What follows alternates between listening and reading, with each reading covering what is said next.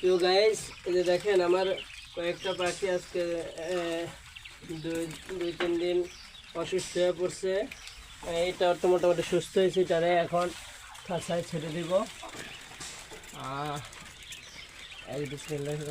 খাঁচায় ছেড়ে দিলাম। আর বাকি এই দুইটা এখনও হাঁটতে পারে না, প্যারালাইসিস হয়েছে।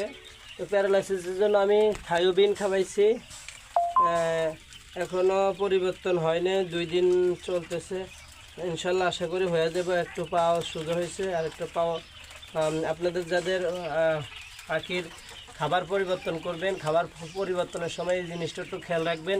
খাবার পরিবর্তনের নিয়ম হলো, যে খাবারটা আপনি খাওয়াইতেছেন ওই খাবারটা আর কিছু আবার নতুন খাবারটা কিছু একসাথে মিক্সার করে অল্প অল্প করে আপনি পৃথক করতে হবে। যদি আপনি হঠাৎ পৃথক করে দেন তখন কিন্তু বিভিন্ন সময় পাখির এই ধরনের প্যারালাইসিস হতে পারে।